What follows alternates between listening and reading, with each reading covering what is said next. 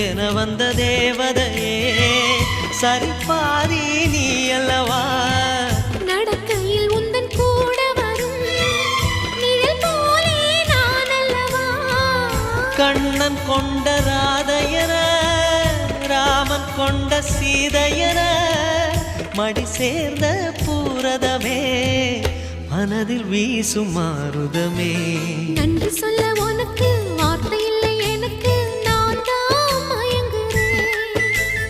என்னுடைய மனச தந்துவிட்ட பிறகும் ஏம்மா கலங்குற